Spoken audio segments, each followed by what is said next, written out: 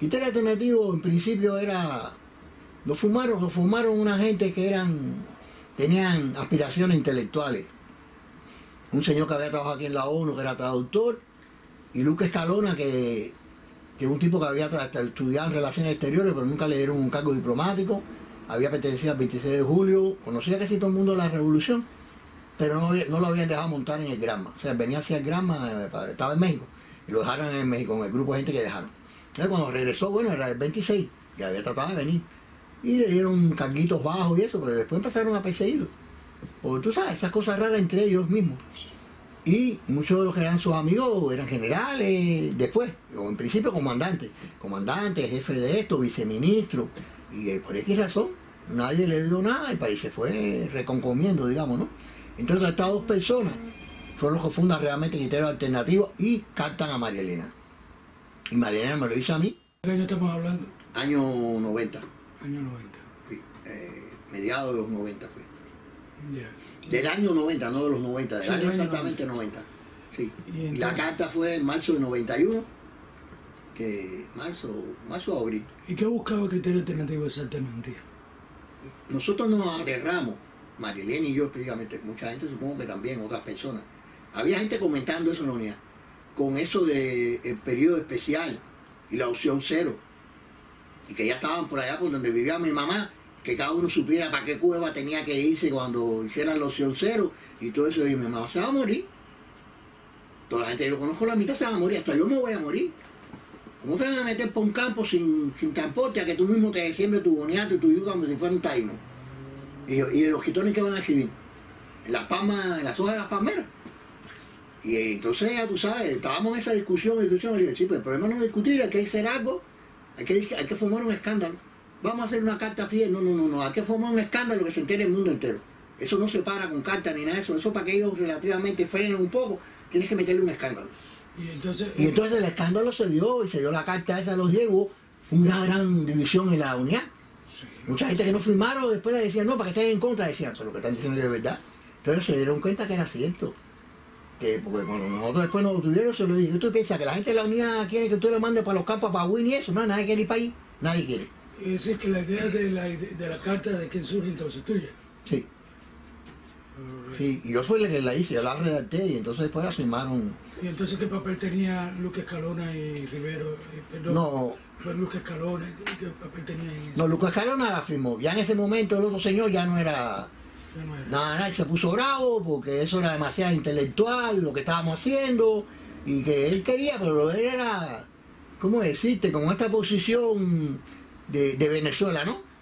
Tú sabes, estar ahí, sí estoy, pero no estoy, abajo Maduro, pero bueno, vamos a ver si alguien de tu propio gobierno tumba a Maduro y eso, para entonces voy a ser presidente y ese tipo de bobería. Pero ustedes tenían una intención clara de que acabar el gobierno. Sí, nosotros teníamos una intención clara de acabar el gobierno por medio, quizás una tontería, una ensoñación, pero por medio intelectual, crearle a la gente, sembrarle la idea de que eso era un desastre, que había que acabarlo porque Europa se estaba acabando. Pero eso era entonces a la larga y de modo indirecto. No tan a la larga. Como... Date cuenta que nosotros nos pusimos en contacto con el movimiento polaco. Con Solidaridad. Solidaridad. Y Lech Walesa nos envió un emisario que nos trajo libros y toda una serie de cosas sobre sí, movimiento disidente, y estamos conectados con la Iglesia Católica. Ustedes eran abiertamente disidentes, no eran un grupo de intelectuales cubanos. No, nosotros nos hicimos claramente disidentes. El mismo día, Mariana, hay que perder el miedo de empezar a ir a la embajada, porque no hay una ley escrita, mandada por ellos, que diga que no se puede ir a la embajada. ¿Quiere decir que tú eres el que empuja a María Elena en esa dirección? Sí, no, pero ella estaba dispuesta, bastante dispuesta a eso. No había que empujar mucho. No había que empujar mucho, ella estaba dispuesta, dijo, pero estos tipos están locos, que es eso, que fríe el pan en nosotros y que todos vamos comiendo un pedazo de boniato al día, no, hombre, no. Y entonces ya estábamos porque veíamos el peligro, no solo para nosotros, sino para ella, por ejemplo, sus hijos, yo, mi hermano más chiquito, y esto va a ser un desastre. Yo le dije, ¿tú sabes qué va a hacer esto? Esto es campuchea. Todo el tipo que esté mandando en un pueblo eso se va a acostar con quien quiera y te llevan comida que le da la gana. Va a ser cada uno fidelito en un pueblo, ¿no? Okay. Entonces déjame recapitular esto. Las pretensiones de Criterio Alternativo eran políticas. Eran políticas. No intelectuales. No.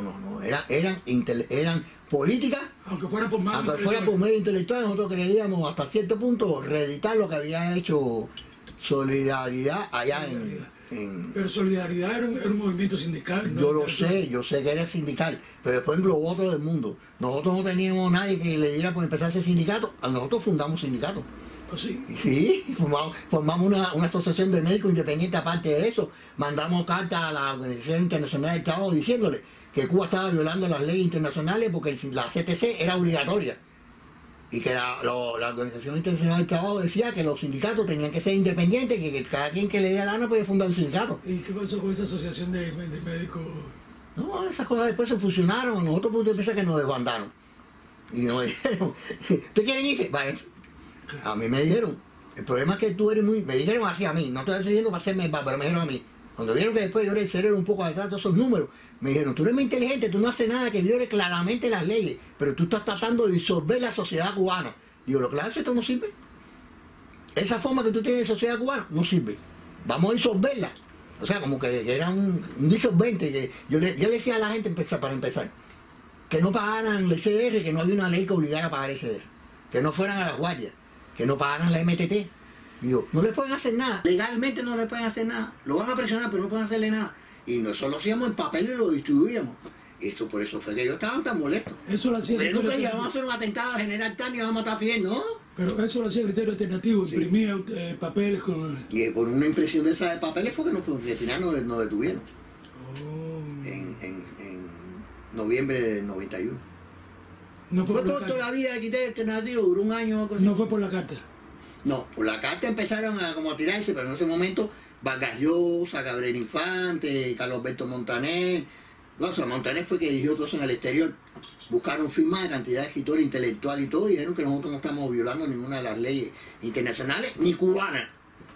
Y ellos se quedaron en cuero porque decían, bueno, lo meto preso porque hay que inventarle algo a estos tipos, hay que cogerlo robando, hay que, porque de verdad que no, las leyes mismas nuestras no las están violando. Claro. Pero además nosotros íbamos a la embajada a explicarle eso a todos los diplomáticos. Nosotros estamos haciendo esto y esto y esto, pero las leyes cubanas, la constitución no está prohibida. ¿Quiénes iban a las embajadas? María Elena y yo. Jorge Pomar, que después se unió, que era editor y eso, y traductor en letras cubanas, antiliteratura y esas cosas. Bueno, antiliteratura, letras cubanas en español. Sí, sí. En antiliteratura, y había quien más que iba con nosotros. No, nosotros tres, más o menos. Interesante. Vaya, para dar Sí, una sí, visión sí, sí, decente sí. y explicar correctamente lo que estábamos haciendo, ¿no? Sí, sí, sí. Tanto que muchas veces para embajadas protestando que nosotros nos detienen. Le dijeron así, el gobierno le decían, nosotros los conocemos de personas, esos tipos nunca han hablado de violencia. Ellos empezaron a fabricar un caso que nosotros estábamos tratando de hacer terrorismo. Empezaron a inventar. Ya. A querer detenernos en la casa, hacer registro y poner las cosas. Tú das a la policía de ella y no hay Claro. testigo ni nada, poner lo que miran una bomba. Ya. Nosotros tuvimos mucho apoyo a la embajada española. Había una gente que era el primer secretario, que ese tipo metía escándalo por nosotros donde quiera. Él iba a fiestas del gobierno y todo y preguntaba, "Ven acá, mi amiga María Elena y mi amigo Fernando, por fin, ¿qué les pasa? ¿Está pasando algo?" Cualquier cosa su madre dijera, o la madre de María Elena, y seguía y se lo decía a los tipos de relaciones exteriores, por supuesto, se lo decían a la seguridad. Oye, caballo, este tipo no tiene loco, este tipo está arriba de ellos, no les hagan nada. Yo te digo a ti y te digo que nosotros estamos vivos por eso, porque no tenía que matarnos, coger cualquier imbécil a la gente y decirle, oye, mira, por culpa de este tipo te voy a suspender el televisor porque este tipo está en huelga de hambre. Los tipos iban y te caían a palo y te mataban allá adentro. Y después fueron los delincuentes que se lo mataron, no pasó nada. Pero ese tipo metió unos escándalos terribles, horribles. Horrible, y nos salvó la vida dentro de mucha gente, ¿no? Había periodistas extranjeros de La Habana que también hablaban acá rato de nosotros. Hubo una gente que sacó una transcripción de una especie de entrevista que nos hicimos Marilena y yo nosotros mismos, y la publicaron en Los Ángeles Times, cuando llevábamos un mes preso. En enero del 92 salió una entrevista, autoentrevista de Marilena y yo en Los Ángeles Times. ¿Qué pasó con Criterio Alternativo después que ustedes salen de Cuba? No. El criterio alternativo ya estando en la cárcel se disolvió. La dirección de criterio alternativo, todo el mundo se replegó. Había una gente, Aguado, que no era intelectual, que él siguió peleando dentro de la cárcel. Y el otro que siguió peleando fui yo. Todos los demás se replegaron. María Elena se replegó y se quedó tranquila ahí a esperar que pasara la tormenta. Cada quien estaba en su cárcel, no puede decidir qué pasaba, cómo era, ¿no? No, digo yo, que yo no decidía qué hacía. A veces venían los tipos y me decían, oye, tu amiga María Elena está tan lata, no más tranquila, ¿por qué tú no te quedas tranquilo? Digo, ella está en su casa y yo estoy en la mía.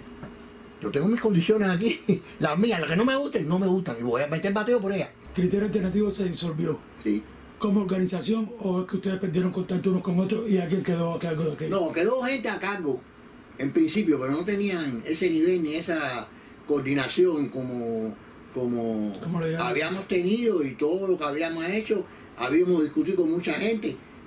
Uno de los asesores presencia de criterio alternativo, por ejemplo, era este muchacho, que también es parte del grave problema que era criterio alternativo, que era Omar Pérez. Omar Pérez, tú sabes que él es un hijo bastardo de Che Guevara. No sé. A él lo cogieron y lo mandaron para el servicio militar, para no meterlo preso. O sea, nosotros tenemos un grupo de gente relativamente que tenía una influencia en un sentido u otro. Raúl Rivera era el gran ícono de la poesía de la gente relativamente joven todavía y eso. Amigo de Silvio Rodríguez, de Pablo Milanés. Entonces Pablo y Silvio estaban, no cayó preso Raúl, pero Pablo sobre todo era un tipo que tenía contacto con Raúl. Él le mandaba mensajes y le mandaba cositas para ayudarlo, porque no tenía trabajo. Pablo Milanés. Wow. Silvio no hacía nada él, pero una gente que siguió tratando a Raúl es la hija de Silvio. La hija de Silvio era una especie de hijada de Raúl Rivero, la hija mayor de Silvio. Claro. ¿Te das cuenta? Entonces era una ramificación, éramos una especie de cáncer. La dirección de que empezamos María Elena y yo era tratar por todos los medios de cambiar el curso del gobierno cubano. De acuerdo. La gente que firmó, toda la gente que firmó. La gente que firmó lo que decía la carta, no estaban firmando un todo un programa. Nosotros teníamos un programa. Pero eso era independiente de la Eso era independiente de la carta. La carta era ya para intelectuales, escritores, gente del cine. Aunque como organización quedó disuelta estando ustedes en Cuba. ¿Qué pasó con ustedes personalmente cuando una vez en el exilio se siguieron comunicando, se relacionaron? Sí. No, alguna gente se comunicó en principio, otros fue muy difícil ponerse en contacto con ellos. Criterio Alternativo salió de una serie de artículos, eran cartas muy agresivas que José Luis Pujol, que es un antiguo traductor de Ochoa, en Etiopía, en Granada, en varios lugares, pero que entró en conflicto con el gobierno porque ganó una oposición como traductor en la ONU y no le dejaron llevar a la familia, y eso le disgustó. Estuvo un año esperando allá por la familia. Cuando regresó de vacaciones, pues formó una bronca, y ellos no admiten bronca. Entonces, bueno, no lo dejaron volver a ocupar su puesto y se quedó sin trabajo y empezó a una especie de oposición epistolar. Y se le ocurrió a esas cartas que él enviaba al Comité Central con críticas a todo lo criticable, se le ocurrió llamarlas criterio alternativo. Entonces, cuando nos hacemos amigos y un día se nos ocurre hacer un grupo de análisis y crítica paralelo al Comité Cubano por los Derechos Humanos, no, yo seguía siendo miembro del comité, no por ningún tipo de enfrentamiento con ellos, es una cosa paralela. Y a mí fue el que se me ocurrió, no está bueno, ¿qué nombre le ponemos? Digo, bueno, criterio alternativo, ya lo tenemos, y así nació.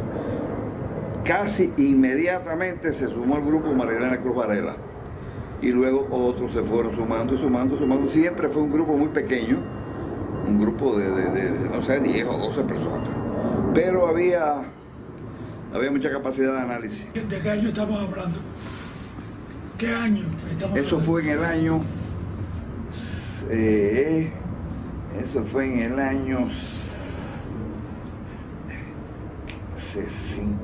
89, creo, no me acuerdo bien, hace tantos años, eso, más de 30 y pico de años. Sí, eso fue en el año 89. Ya estábamos José Luis, María Elena Cruz y yo. Armando Velázquez se sumó enseguida y luego se fueron sumando otros. ¿Armando Velázquez o Fernando Velázquez? ¿Armando Velázquez? ¿O Fernando Velázquez? Medina. Fernando Velázquez, perdón. María Elena ya había publicado, incluso ganado premios en el Nacional de Poesía. Yo había publicado una obra muy crítica a aquello, a la revolución y a Fidel, Los Niños y el Tigre. Los demás no habían publicado. Armando Velázquez publicaría aquí luego una novela donde estaban viviendo en Nueva York. Fernando Velázquez. Fernando Velázquez. Sí. Entonces se formó ese grupo y estábamos mandando análisis muy críticos, se lo mandamos al Comité Central, lo mandamos afuera, en fin, el grupo empezó a tomar cierto renombre y surgió una desagradable desavenencia entre José Luis y María Elena y José Luis se separó. Y en ese momento es Armando Velázquez que se le ocurre hacer una carta, hacer una serie de peticiones muy moderadas. La única importante en realidad era libertad para los presos políticos. Lo demás eran boberías. Restauración del mercado libre campesino, que se elija directamente a los diputados de la Asamblea Nacional. A mí qué me importa cómo se eligen a los diputados de la Asamblea Nacional. Pero se puso eso como una especie de relleno, de envoltura a lo que era fundamental, liberación de los presos políticos. Y a esa gente le da un ataque de rabia. Eso fue algo terrible. Nos echaron encima al UNEAC, mandaron una carta. Antes de eso, ¿qué pasa con esa carta? Que la carta sale afuera. No recuerdo cómo vino la conexión con un senador, Babitz, y la esposa. Creo que fue a través de Carlos Alberto Montaner, pero no estoy seguro. No estoy seguro de eso. Sí fue a través de Montaner. Les habló de nosotros y ellos vinieron a visitarnos. Entonces, cuando la carta estaba ya redactada y demás, fueron a mi casa, que estaba a 3 cuadras de La Habana Hilton, de La Habana Libre, y ahí le entregamos la carta. Los esposos Babitz eran su apellido. Después se retiraron de la política. Se llevaron la carta, la entregaron, se publicó aquí, y a esa gente le dio un ataque de histeria. Y nos echaron encima al UNEAC. Ahora, ¿cuál fue el proceso de la firma? Al que se le ocurrió la idea, insisto, fue Fernando Velázquez. Entonces, bueno, por eso se le dio a él el encargo de redactarla. Y entonces empezaron a buscar la firma. En eso fue fundamental María Elena Cruz, que es la que tenía conexión con la intelectualidad cubana, con la que yo no tenía ningún tipo de relación, ni nunca la tuve, como no la tengo aquí tampoco con la intelectualidad miamense, ¿no? Hasta completar 10. 4 de nosotros, las 4 primeras firmas fueron de criterio alternativo. Que fuimos María Elena, Velázquez, yo y el otro que era, ¿cómo se llamaba? Aquel... Pomares. Pomares. Pomar. Las otras 6 no se consiguieron más. No hubo manera de conseguir más. Y esos fueron los 10. La carta se envió afuera con esa firma. Después alguna gente se fue sumando y sumando. No fueron muchos, porque nadie la quería firmar. En cambio sí firmaron la carta de la UNEAC condenándonos por una operación enemiga, acusándonos prácticamente de un delito que en Cuba era grave. Podía incluso ser condenado a muerte por eso. La carta ¿fue una acción propia del criterio alternativo o fue paralela al criterio alternativo? No, fue de criterio alternativo. La carta, los promotores de la carta fue el grupo Criterio Alternativo, que de ahí donde le viene mucho renombre también, porque esta gente formó una bronca terrible, encarceló a María Elena, a Velázquez, a Pomar, a mí no. A mí me encarcelarían después por una cosa totalmente distinta. Entonces, le echaron la culpa a María Elena, como si María Elena hubiera sido la única promotora de aquello. Se ensañaron con ella, le hicieron un acto de repudio terrible ahí en donde ella vivía, en Alamar. Después de eso metieron en la cárcel a María Elena, y a Pomar también, y a Fernando. Y a Velázquez. Ella se metió 2 años presa. Una pregunta. ¿Usted perdió todo vínculo entonces a partir de con criterio alternativo? ¿Perdió todo vínculo? Totalmente, yo me desvinculé eso totalmente. Y poco después salí al exterior, no sé, 7, 8 meses después salí.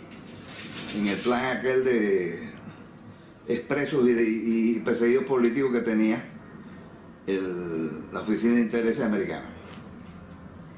Okay. Ya me desvinculé de eso, totalmente. Después ella vino, después que salió vino acá, nunca la he visto, nunca nos hemos visto. Volviendo a los 10, la que buscó casi todas esas firmas fue María Elena. La de Raúl Rivero, la de tu padre, toda esa gente. Porque yo no tenía conexión ninguna. Vaya, lo único que yo hice en esa carta fue poner mi firma y aprobarla. Porque yo tenía que aprobarla porque yo era uno de los que estaban en criterio alternativo. Pero la idea fue de Velázquez y la promoción, vamos a llamarle así, fue fundamentalmente de María Elena, que con alguna gente fracasó. Por ejemplo, la viejita esta premio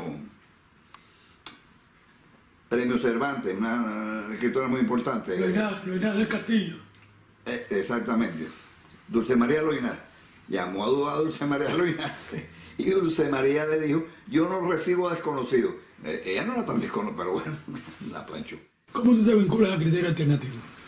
Bueno, después de cuando el rollo y el show tan vulgar de el proceso del general Arnaldo Ochoa, ya yo sabía muchas cosas y, o sea, la inconformidad estaba desde hace muchos años, desde que empecé casi a despuntar.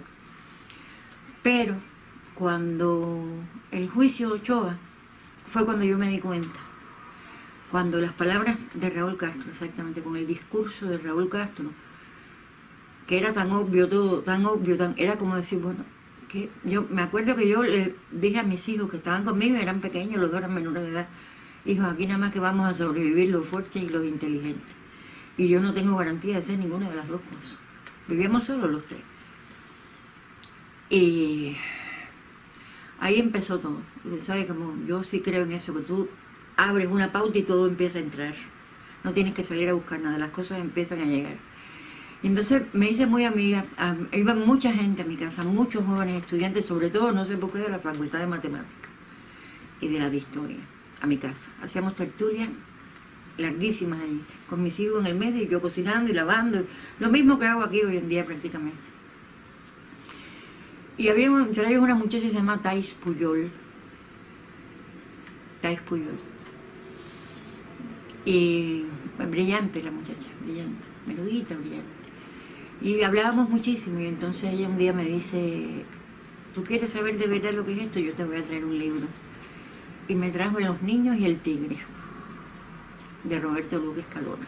Yo no tenía conocimiento de la existencia de Roberto Luque, yo no sabía ni de la misa a la mitad. Y el libro para mí fue como una patada en el avispero, de verdad, fue así como de bajo. Me quedé.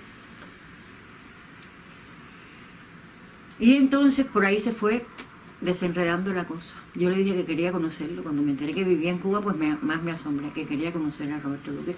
Él fue con Thais a mi casa. Estuvimos hablando, conversando y demás. Entonces él fue quien me habló a mí de criterio alternativo. Esto es algo que yo siempre trato de aclarar. Yo no fundé criterio alternativo. Eran José Luis Puyol, que era el padre de Thais Puyol, y Roberto Luque Escalona. Y entonces fue José Luis quien me llevó a la casa Roberto Luque quien me llevó a la casa de José Luis Puyol. Y ahí empezamos a hablar y demás. Yo escribí mi declaración de principios particular, la mía, una declaración de principios, y la llevé al comité central, la entregué, llevé una copia, me la acuñaron, o sea, una carta personal mía, al señor de los truenos, Fidel Castro, donde le decía exactamente todo lo que yo pensaba, ¿no? De una manera hasta ingenua, de verdad, porque uno en Cuba es muy ingenuo, muy ingenuo. Uno piensa que se va para afuera, no, uno se va para adentro, uno sale de Cuba.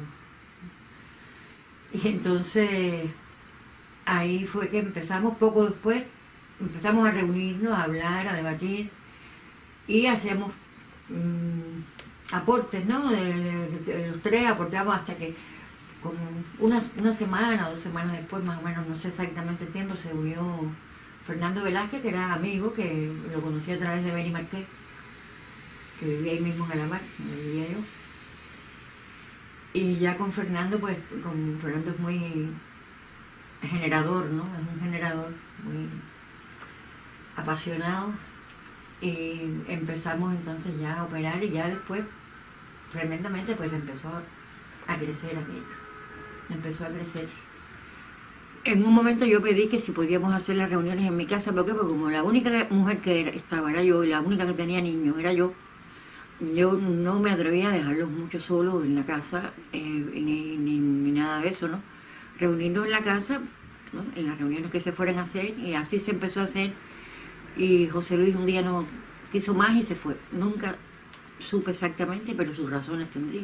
Algo que yo no vería, algo que yo no veía, algo que yo no sabía, ¿no?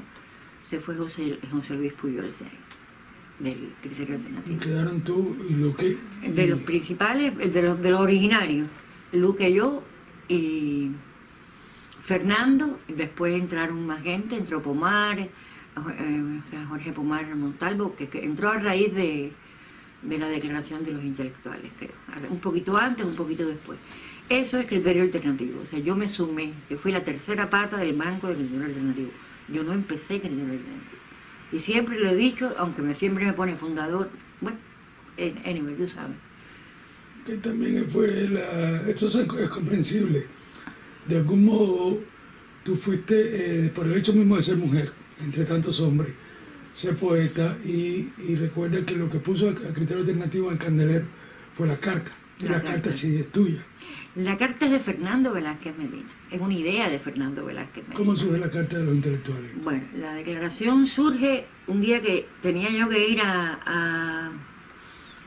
siempre andábamos en grupo, eso era así, con mis hijos, los amigos, y ya después, pues, algunos miembros de Criterio Alternativo, entre ellos Fernando, que siempre estaba al lado mío, siempre estaba al lado mío.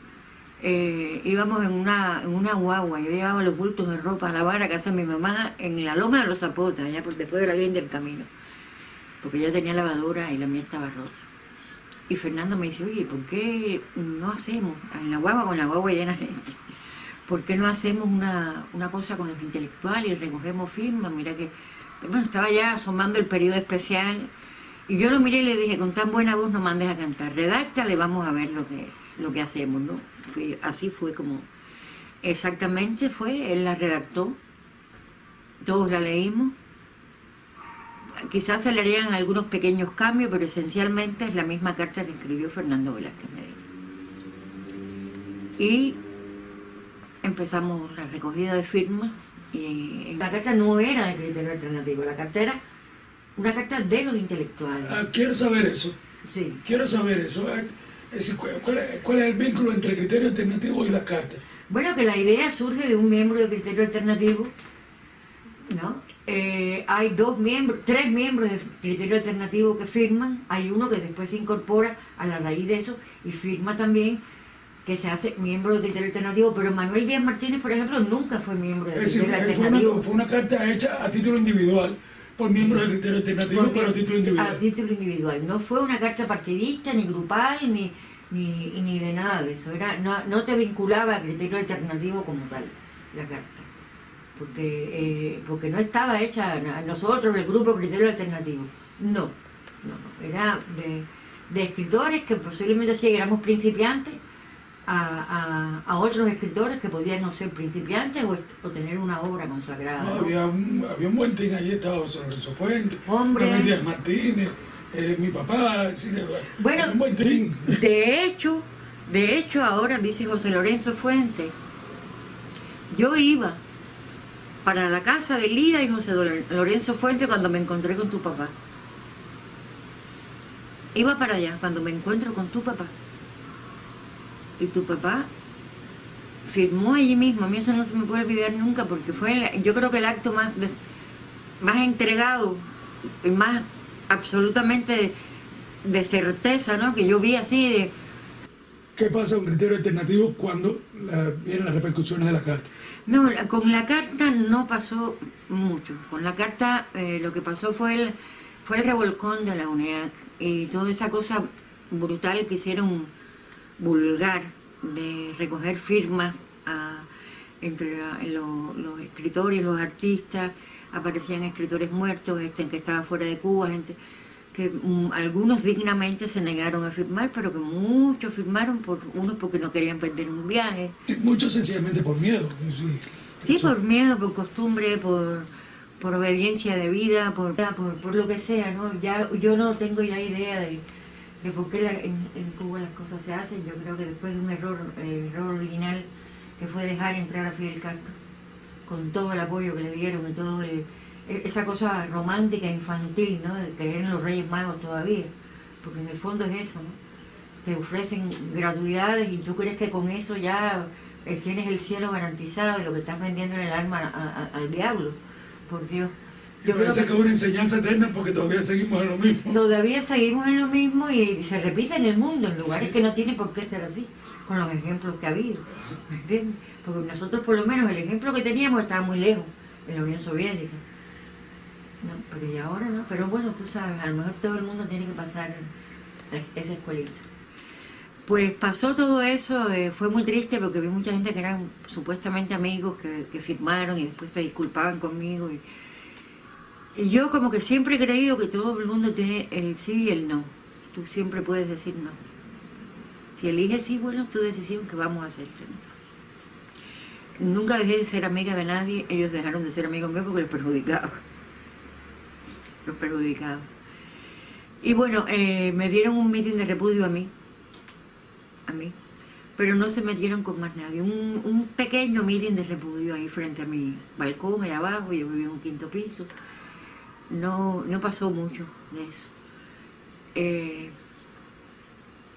¿No ha vuelto violencia contigo? No, esa vez no.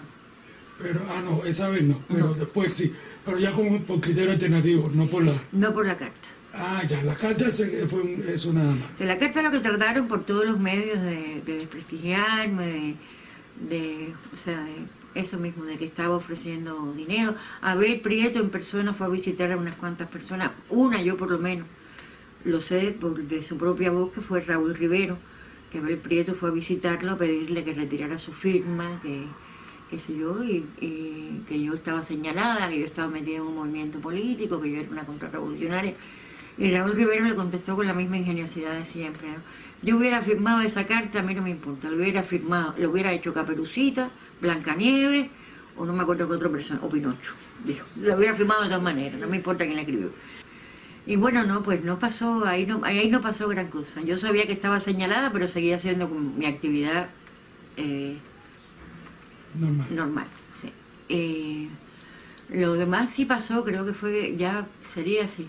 Sí, fue a principios de noviembre de ese mismo año. La carta sería en mayo, junio, porque fue cuando estaba el evento deportivo creo, de los Panamericanos, en Cuba. Y salió de Cuba con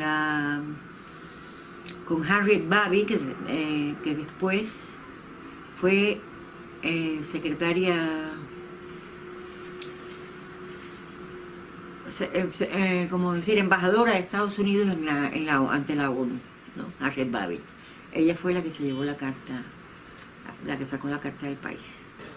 ¿Qué pasó con criterio alternativo después de la carta?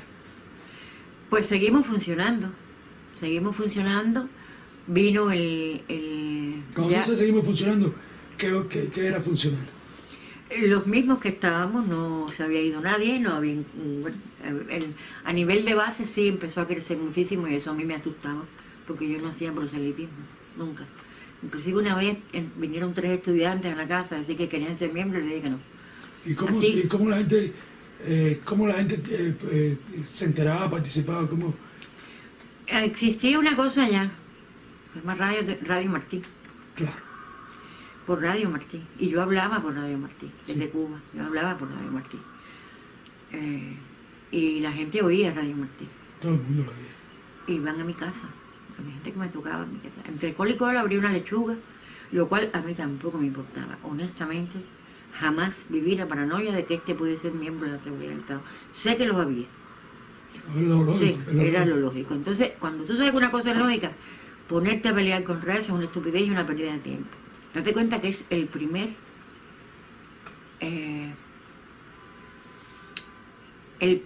históricamente tenemos de verdad el orgullo de poder decirlo, el primer intento de sociedad civil en Cuba. El primero. Así, el primero. ¿Y qué tal la experiencia? ¿Qué tal la experiencia? Creo que en su momento cumplió una función, y cumplió una función importante. Creo que la historia de los intelectuales en Cuba es tristísima en los últimos años, en los 59 años, en los 60 años, esto del 59 para acá. Que un grupo de intelectuales de talla, ya, sácame a mí, que yo recién había ganado el premio UNIAC, ¿no? No, pero sobre entrada a un nivel. Ya, Eso establece un nivel. Un grupo de intelectuales como Manuel Granados, José Lorenzo Fuentes, Raúl Rivero, Manuel Díaz Martínez. Sí, sí. Se juntaran.